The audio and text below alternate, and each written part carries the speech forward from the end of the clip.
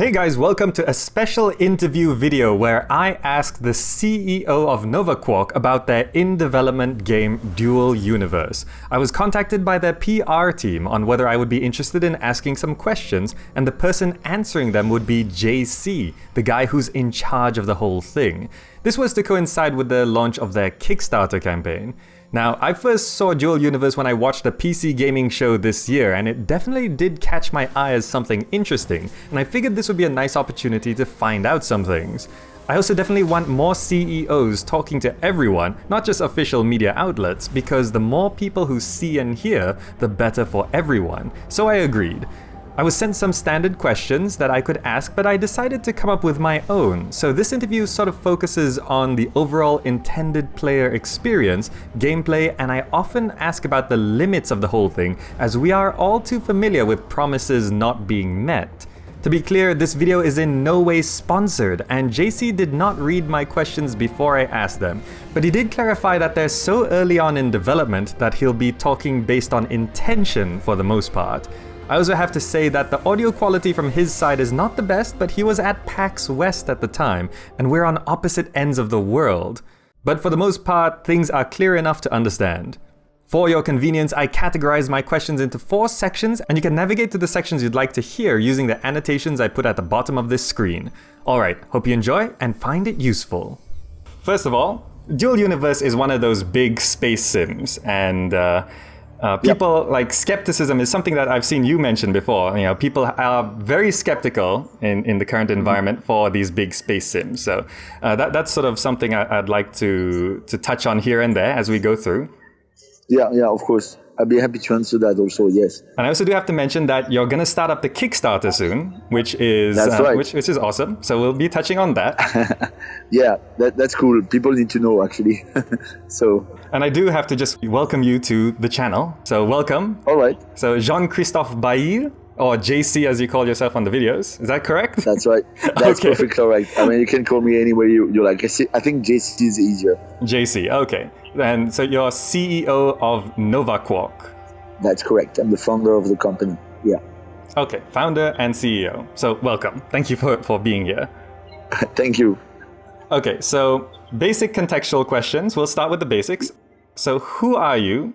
What's your background? And who are Novaquark? Of course. So, well, my background is mostly in science. I did a PhD in robotics and AI. I directed research labs in AI. I did already one company before Novaquark, which was about robotics and AI. I sold it to Aldebaran Robotics in 2012. So that is my second company, Novaquark. And basically, after I sold the first company, I wanted to get back to my passion, which is gaming, and try to bring some innovation on this field, in particular on MMOs. And try to push the limit of what could be done. So I designed a new technology to handle the server side of MMOs so that you can have millions of people in the same world at the same time. So that's what is called a single shard. You have an example with EVE Online, but we push it a bit further because we don't have predefined segmentation of space like in solar systems, for example. You have a completely continuous world, so people can gather together, for example, in a city or in a huge space station with potentially tens of thousands of people in the same area, and that will work because we dynamically split space. Wherever there are a lot of people, we are going to attribute more server in this area. So this is a brand new technology. My background is in technology. I do tech stuff, right? So that's where I started, and when I saw that it was working, the prototypes that I designed, then I started to build the company and design the game itself. So that's the story. The company was started in 2014, early.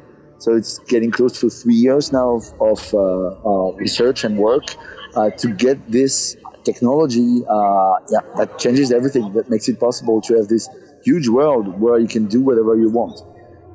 The other thing, about Dual Universe is, so this is one thing, the single shard aspect, continuous single shard. And the second important thing is that the world is entirely editable. So you can modify everything, and you can create your own spaceship, your own cities, orbital stations, all those things. They will be played. So we've shown some examples of how big this can actually be. We have also this other part of the technology, which is about a modifiable world and huge size constructs.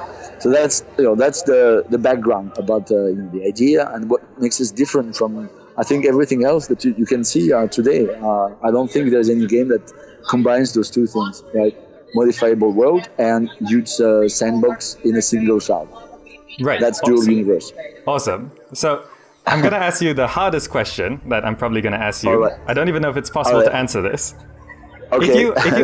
If you only had one sentence to explain what dual universe is, how would you describe it? Oh, it happened actually yesterday. We were in an elevator, the elevator pitch. Oh, yes, totally. So if I assume, the audience is familiar with video game, I would say, it's a mix between EVE Online and Minecraft, something like that. If I have a bit more time, I would add the fact that it's a continuous single shard where you're free to build anything you want to create also civilizations. And the short pitch of the game, is rebuild civilization together. So rebuild is about building, civilization is about all the emergent gameplay that we hope to see, about territory management, politics, economy, and so on. And together, obviously, is about the MMO side, and I mean massively multiplayer online game. Well, sorry, I think that was more than one sentence, right? It's okay. But I gave you three answers, no? I think I gave you three versions. So yes, that's no problem. It's hard to do because it's really new concept. It is not like anything else. Some people have compared us to all sorts of other games. I think this game is genuinely very different from anything we have experienced before. All right. So, just moving on. So I mentioned skepticism when it comes to large in-development space sims, especially considering some of the games we've gotten recently. So with the Kickstarter launching, what are you planning to do to build confidence in the game and that the promises being made are actually possible? Yeah, well, that's a very good point. And it's completely on the people are skeptical, especially since we are, talking about all these impressive technologies and that you can do in the games. So, the way we handle that is in fact fairly simple. We have all these videos that we have released to show exactly what we have. All this is genuine. People who have been at PAX or before that at Gamescom, they could actually go on our booth and try the game and see it working in front of their eyes.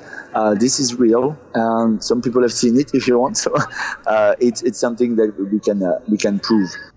We have to be transparent. That's the only answer I can do, is that we're totally transparent. Anybody who would like to see the game, just fly to Paris and let's make an appointment, and we can show you what we have. Now, on the same transparent side, I've always explained that so far we have mostly the technology, the playground, if you want.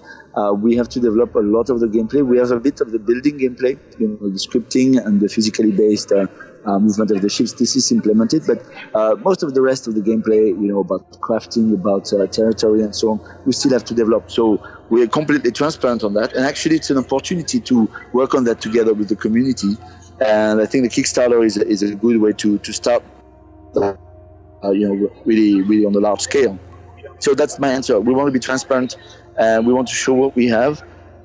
Be also very clear in our communication. What's going to be a feature in the first release of the game, what's going to come maybe in further expansions, because it's an MMO, so it keeps evolving. It's not like we ship and then that's over. So all these factors into trying to build trust in what we do. All right, awesome. So now we're going to move on to gameplay questions. So this Sure. is where the systems that you sort of mentioned were. So about that dual universe being a single shard, can you elaborate more on what the single shard means? Well, yeah, and that's actually a very important aspect of the game. I mean, if you talk about gameplay, it has a big impact. So again, what is a single shard? To make it very clear, it means that everybody plays in the same world at the same time, and there's only one central server that is operated by Novaquark that you connect to. So there are no different versions of dual universe. There's only one dual universe, and that's the one you're going to connect to, and it never stops, and it's persistent. So you don't have local servers that you could run on your side or instances or things like that. Everything is centralized. And what does it mean in terms of gameplay? It's massive because everything you will do in a world like that will have consequences. It will have meaning. If you win a huge space battle, it's going to impact the balance of power and the politics in the game. If you design a wonderful ship that you make a blueprint of and you start to mass produce it, maybe that's going to be a big success in the in-game markets and going to make a name for yourself. And you're going to influence basically, how the game looks, because people will be flying. A lot of people will be flying your ship. You see, so even those things like building, I've been playing a lot of Minecraft, for example, and at some point you think, well, what's the point? I mean, I made a big castle or beautiful things, but what's the point of all this? So it actually brings meaning to everything you do. I could give examples on exploration also. If you explore and you find resources, for example, there will actually, imagine there's a war going on certain resources, and then you find another area where you can have this resource, then it will actually shift the war maybe on another part of the game. I mean, this is a game where one man can influence the game experience of thousands of other players. So you see, it has a profound impact on what you can experience. Even for gameplays that you might have played in other games, I think they are transformed by the fact that you are building this kind of collective story with all the people that are living in the same world like you. So you see, this is well, personally, that's what excites me very much. That I really want to play that kind of games, where you never know what's going to happen. Right. So continuing on the multiplayer aspect of that. So I've played some MMOs before where a lot of people are on the same server, but most just sort of wander around doing their own thing.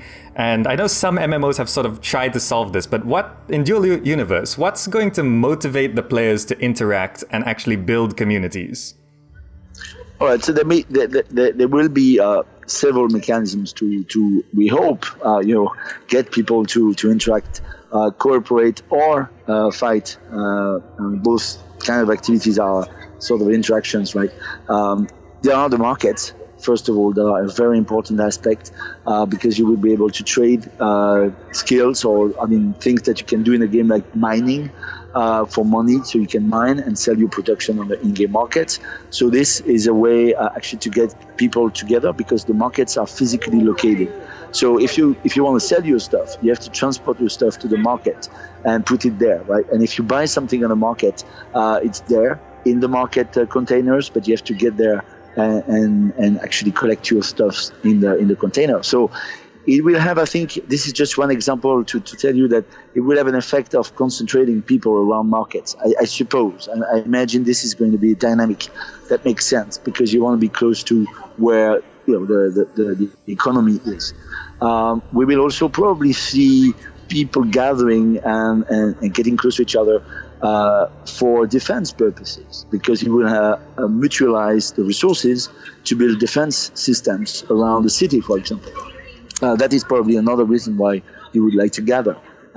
So these are examples that come in my mind, but we will work on making incentives in the game so that it makes sense to work together. Not that being said, it's also going to be possible to play solo. So we will see exactly how the dynamics evolves. I believe strongly that markets and common defense will be strong drive to get people to be together. But ultimately, we will see. Okay, that sounds great. So moving off from multiplayer and onto the building and crafting aspect of the game. So you've recently shown off how to build your own spaceship on the Dual Universe's YouTube channel, and it looks great. Yeah. So basically, spaceships and buildings are a mix of voxel shapes and functional elements. That's correct? Exactly correct, yes. Okay. So it seems like you can build whatever you want, but what I want to know is there something that you can't build using these systems? Well, the elements are going to be given by us. So that's actually the building blocks of the gameplay itself. So I don't know, suppose you want a particular element that does something that we don't have, you will probably not be able to do it. Imagine, for example, you want an element that helps you to visualize a planet in a hologram so that you can see the territories on it. This is something we would like to do, but probably not in the first release. We will add it later on. So this element, if you don't have it, you don't have it. There's no way you can actually, you would have to go and code it, inside the game itself. So there are limits on this side. I don't think there's any particular limit on the size of the voxel things you can build. Because we have examples with this huge space station that is pretty impressive and it works. There will be practical limits because you have to gather all the resources to build such a huge things, right? So I don't know how long it will take and how many people it will take to build something that big. This is still unknown. I could do some calculations. It's an interesting question. We're trying to figure out with the model, trying to understand how much time it would take. I will work on that, I think, at some point. But anyway, this is probably a practical limitation to how big things you can build because it takes so much time. There would probably be also limitations. There's the limitation also in the resolution of the voxels. On a ship, for example, the resolution is going to be 25 centimeters. So anything much smaller than that, you cannot carve it out. There's a limit in the resolution. So these are limits, right? But I don't think there are major issues.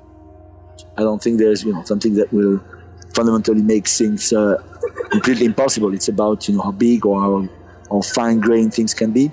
But this is and if there is an element that is missing, we're going to hear the community, and there's always a possibility we add it later on, right? So if it makes a lot of sense, it's something we can add. And so, that's what I would say about the limits. Maybe I'm forgetting something, but No, that sounds pretty comprehensive. Thank you for that. All right, good. And just sort of an add-on to the limits of the system. So I saw you building the ship, and you can pretty much build it however you want. And so I was wondering, can you place elements randomly on a cube and still get a functional ship, or does your creation need to sort of look right when you put the pieces together? Well, it should look right because it's physically based. That means that an engine is actually going to push where it is with the force. That depends on the size of the engine, its type, and so on and so on. So that means that if you put all the engines on the same side, your ship cannot take off because or it's going to flip, because there's a physical side to it. So, but if you make something that is reasonable, then there is this automatic configurator that is going to start and is going to be able to look at your ship and figure out the proper scripting that will balance, the level of thrust that you need to put on each of your engines, so that on average the thing is flying properly, right? And here again, there might be limits. For example, one of your engine could not have enough thrust power to compensate for the imbalancing of the other thruster ship. So there's a little bit of engineering going on. But if you keep something, I think if it's going to be reasonable, it should fly.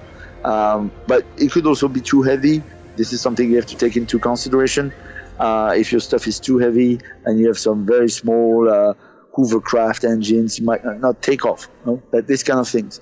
I think it makes the gameplay about that interesting. So there is a bit of challenge and engineering, and there's a room for people to improve and to be smarter and to designing things that are better and better. Yeah. So, and it doesn't mean that everybody needs to be an engineer again or like that, because there is the market. Because you could just buy a ship if you don't care about all this, right? And once you buy the ship, you can modify it slightly and see what works and customize it your way. That's all possible, in fact. Yeah, that's awesome, because whenever I talk about depth in games, I always say depth sort of implies that there's a shallow end. So people could be the system's quite lenient when it comes to building your spaceship, as long as it kind of makes sense. The engines are pointing in the right direction, sort of thing. But for those who want to really tweak and sort of maximize the force of their ships and stuff like that, they can definitely tweak it to become optimal. Yeah, and probably also some people will script some fancy maneuvers that you could do either in combat or just to show off, I don't know, kind of sort of scripts that will do something like turn your ship as it is actually flying so that it faces whoever is chasing you.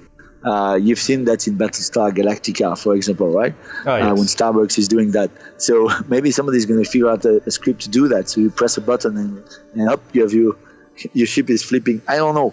This is possible. I don't know if it's going to happen in the game.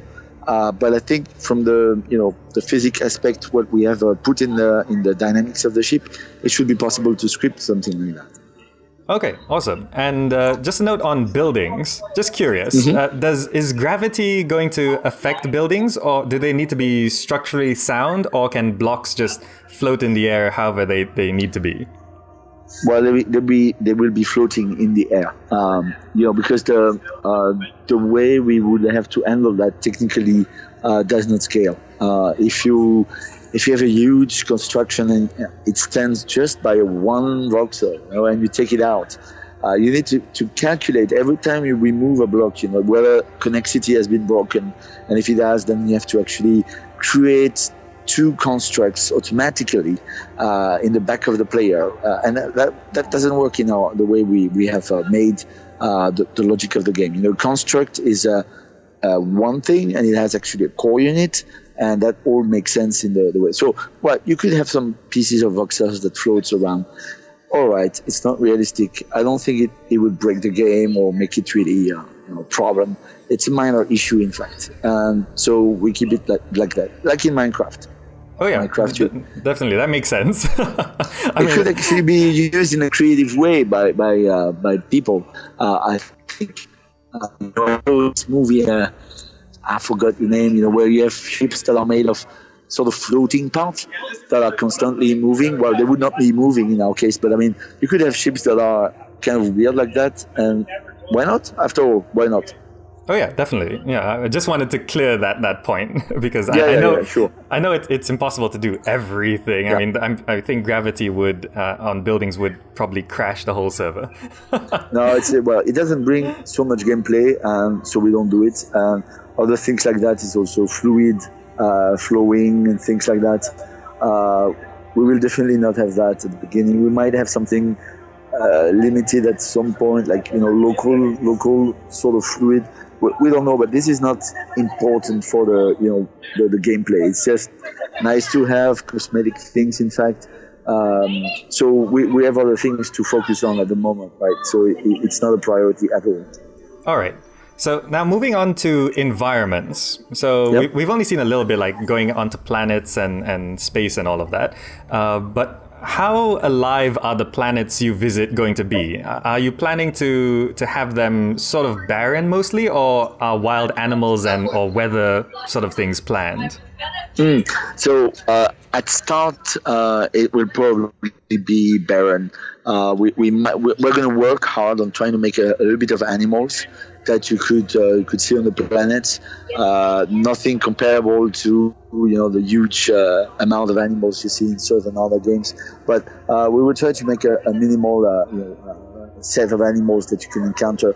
But this is not, again, also it's not the core of the game. It's not going to change a lot of things. We would like to be clear. I mean, it's something, of course, we would like to do. But we have to make choices. So this is one of the choices we will have to make. Now, in the long run, if you think this game is going to be on for maybe, 10 years, like EVE Online, we will have a lot of space for us to actually, add through expansions more and more interesting like animals or even environments, what we call biomes. So as time goes on, we will add more and more of those things that will probably appear in planets that are further and further away. So that is actually a motivation for people to explore further away. So this kind of things will come if we are a success and if we continue in the long run. Of course, it's just a question, in fact, of time and money to design these things. If you just want to have a few animals that move around, I think it should be something we have at some point, and hopefully we will try to get it for the initial release. All right, a few animals, right? Not like a lot or something really. All right, yeah. That would be, it's not going to be a selling point in itself. Like, look, you have millions of different types of animals, right? That's not the selling point of the game. Oh yes, that's just a topical point, considering recent events. But you That, see, as we discussed, there is a huge list of things we could dream to add to this game, right? So for sure, I mean, most of these ideas are really cool, and we would love to do them. So we just have to make choices yes. and be clear about it. To tell to the community, you won't have it all the first time. We will put the more important features that we believe define the game, and the rest will follow with time if everything goes well, right? All right, and continuing on the topical point of the environments, I do have to ask, will there be survival elements like radiation, fuel, energy, hunger, all of that stuff? Oh, this falls exactly the same in the category of nice ideas we are considering. I cannot promise it's going to be in the first release, and we would love to add it. I think it would be nice. One other thing is that it should be that these survival aspects are a bit of a challenge at the beginning of the game, but once you get into more and more civilized environment, they start to fade out. That they are not a problem anymore. This is the game design challenge we would have on that, because you don't want your character to be constantly bothered by eating.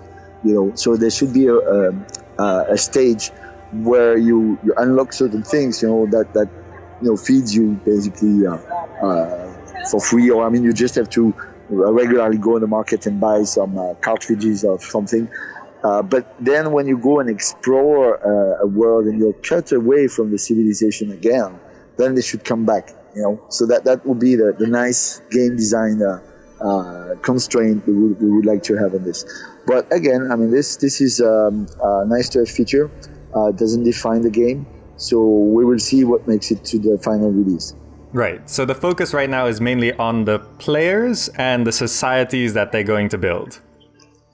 Yeah, we want to bootstrap this world with building, economy, probably territories that are going to be important, and a basic player versus player combat that takes place out of the safe zone, which is the 20 kilometers area around the Ark ship. The Ark ship is where everybody starts from, by the way. So this is not obvious. So everybody starts from the same place, which is called the Ark ship. This is the ship that brought you there, and then you will expand from there. And around this Ark ship, there will be a 20 kilometer safe zone where nothing bad can happen to you. If you cross this safe zone, then you will be into a more PvP area where you have to be careful about what you do. So these are really the core mechanics we want to implement and to test actually as soon as the alpha will be there to see if it works. These are fundamental, right? Yeah. Awesome. So since we're moving on to combat, I just want to be clear. So is there going to be ship-to-ship and first-person shooting combat in Dual Universe? Well, we should start with first-person shooting, and ship-to-ship obviously will come after. We put a stretch goal on that actually on the Kickstarter, and so this is going to come right after. The way it's going to work is lock and fire mechanism, right? So you lock the target and then you fire, and then based on the weapon you have the type of damages, types of protections and armor the guy has, plus plus the skills. Then there will be an outcome from your attempt at hitting the person or hitting the ship. So this is going to be, ship is a bit more complicated because damage, we want them to be real. We have a voxel world, we can actually modify the world the way we want, so we will make damages real, right? That would be too bad not to do that. So this is the things we are going to consider for construct versus construct combat. Right. So just going into that, so you can basically attack, destroy, and capture other players' ships and buildings? That would be the idea, yes. If they are not in the safe zone, if they are in the open, if you don't have any protection bubble, if you don't have anything, yeah, that can happen. You have to be careful. It's a serious game. You have to know what you're doing. You could also protect yourself by being hard to find. The universe is big, so you could actually just be, I don't know, maybe underground or just in some place of space that is hard to pinpoint. We will have these kind of options that will be given to you. But yes, you have to be careful. We're thinking also about I don't know if that's going to be in the initial release again, but in the long run, having hacking possibilities, so that basically when you see a ship, perhaps the smartest thing to do if you're not in a state of war that is if you're a pirate, is to try to hack it and try to take control of the ship. So this is the thing we would like to have emerging in the game. So it's better to take your ship rather than blow it out. Right. That would be cool. And just to sort of wrap up on the combat, what happens when you die in game? So when you die, of course, it's not permadeath. So you just respawn. At the beginning, you respawn at the Ark ship. But later on, we will add what we call resurrection nodes, which is another node to Battlestar Galactica, by the way. And resurrection nodes is something you can craft or buy. It's extremely expensive. It's like military grade assets. But once you have one, you can deploy it. And then the rule is when you die, you resurrect on the closest resurrection node or the Ark ship, which actually has default resurrection nodes for you. So it cannot be used to teleport yourself anywhere you want because you have no choice which resurrection node is going to be selected. It's the closest one. But it makes it more interesting in terms of strategy. If you are on a planet and there is a fleet of attackers, the question will immediately be, where are their resurrection nodes? Because if you can destroy those things, they might actually be teleported back to wherever they come from once you kill them. So it's not permadeath, but from the standpoint of combat, it's effectively taking out people for a substantial amount of time until they come back. So this is very interesting. And we want to implement that. Right. Fascinating. It's very clear. I mean, you lose all your inventory if you die. Okay. Right? So that's again, I mean, it's serious. You have to be careful. Yeah, so it's not a good thing to die in the game. No, it's not. Well, I don't think there's any case where you would just kill yourself, I would say, you could be lost somewhere. If you have no friends, nothing, and you're lost in the middle of nowhere, then maybe that's the only case where, you would just kill yourself to get back to a more friendly place. But even so, I mean, it would be better to call for someone, or I don't know. Yeah. Right. Awesome. It's interesting. We don't know everything. This is going to be an emergent game. That's the beauty of it. Oh yeah, no problem.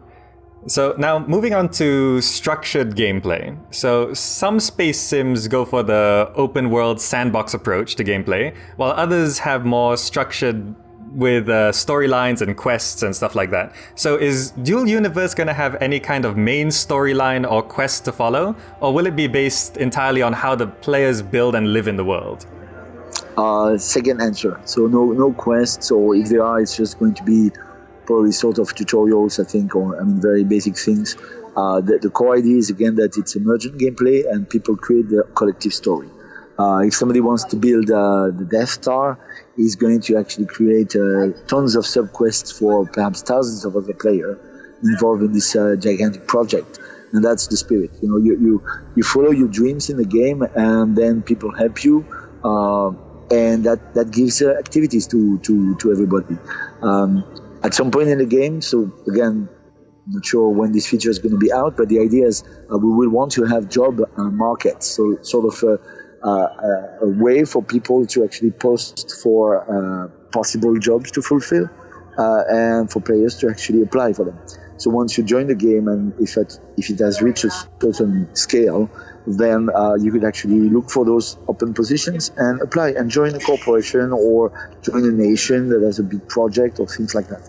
The global name for that is, for corporation, guilds, and so on, we call these organizations. It's a more generic term that can be specialized into different types of guilds or corporations that you find in other games, for example. But anyway, so we want this part of the game to be emergent. They will not be also NPCs that are, that you can talk to. There will be things like that. If you meet someone, it's a human. That's the idea. Right. Awesome. So just to clear that finally, is there any kind of final goal or end boss in Dual Universe? No. Okay. Easy enough. Following everything I said before, that's that's kind of logic. There is no end goal and there is no end game. We want to make it balanced so that it can last for long time. Right. Awesome. All right. So now moving on to Kickstarter questions. Since the Kickstarter is launching, just making sure everyone knows that. So why did you decide to go the crowdfunding route for Dual Universe? Well, it's very simple. This game is very ambitious and very innovative, and that's very hard to finance the usual way. Or we might actually risk to lose the originality of the project. So we're turning to the community, who is actually already fairly large. I mean, for us at our scale, we have now I think 23,000 people on the newsletter. This is really cool, and so we say why not turn into this community so that we can actually finance this game through the players who want to do it. You know that it works. You know that it happened on other games. So why not trying that? The issue of that, not the result of that, I mean, is that if depending on the strength of the support we will get, we will have more or less influence and power in negotiating also with third parties. We may also raise funding from other investors. But if we are strong with the community that backed us very strongly, then we will be in position to keep control. So that's the vision. So we're going to Kickstarter to send a message and measure also the popularity of the game with the community, and hopefully make this game together with the community with the total independence as we are now. Right now we have financed everything, this technology part, with investors that trust us, that follows us. So now we need to grow and make this much bigger, and this is the stage where we need the support of people. All right, clear enough. So for the Kickstarter as well, besides raising funds, what do you hope to achieve from the Dual Universe Kickstarter?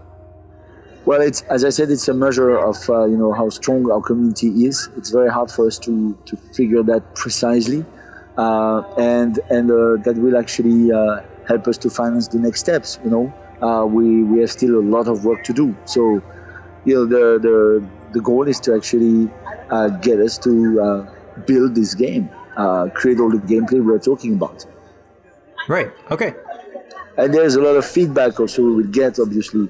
I think the good thing with the Kickstarter is that it extends your community that you already have to new people, and you get new kind of feedbacks that come from these people who have not seen the game before.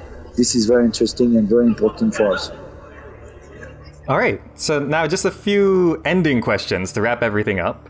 Is there anything else you'd like to tell everyone about Dual Universe, the Kickstarter, or the game itself? Well, that's an old dream of mine, but also of, I think, a lot of gamers around, to have this huge world where you're really free to role play and invent your story and create anything you like. I think, I waited for this game for years and years, as long as I can remember, actually. I think it was not possible technologically only, I think, maybe 5 years ago. So we're entering this nice moment where this can happen. So we want to be the first to make it happen and to make it happen right, so that we have a very deep and interesting game for people to enjoy for many years. So what can I say? I just say, go on Kickstarter, support us, tell us what you think about this game. We listen to the community a lot. We are still at the stage where we can read everything on the forums, even so it's getting pretty huge. So we listen to you and we want to hear from you, ideas.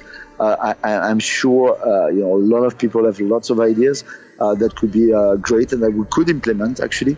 So that's about creating a dialogue. So we have, as I said, the forum. There's a community website that we launched a few months ago that is amazing, because we didn't expect it to be so successful. There's on this website you can create your community.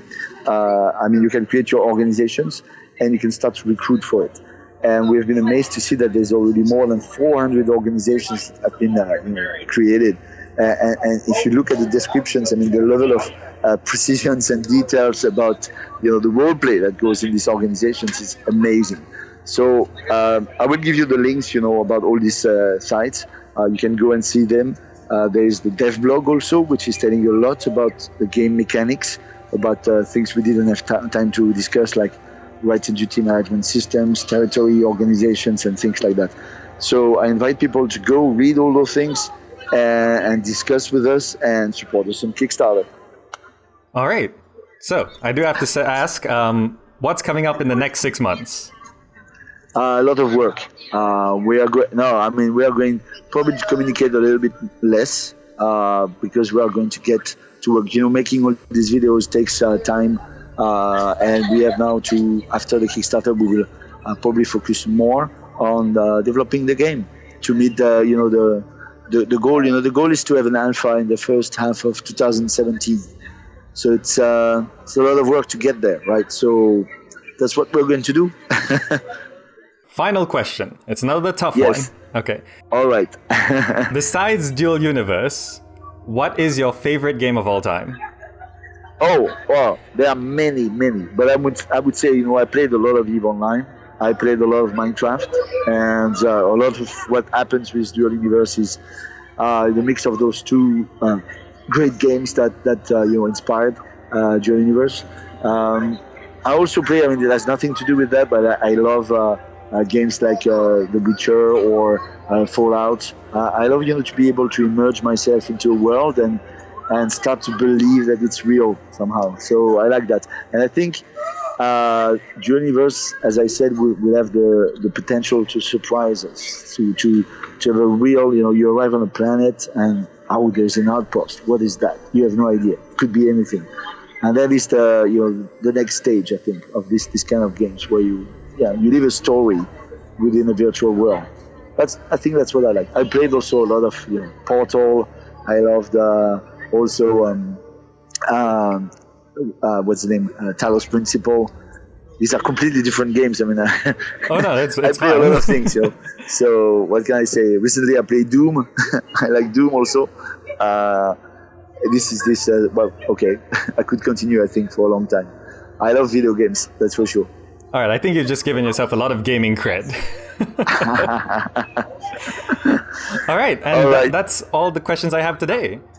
Well, fantastic. Well, thank you very much for having me. And you can hear behind me, it's a bit noisy. I'm at PAX, so I'm going to get back it's fine. there. I can still hear you. And, I hope PAX is going well for you. Thank you so much It's for good. joining. Thank you very much. And, see you soon. All right, see you soon. All right, Bye-bye. JC, bye.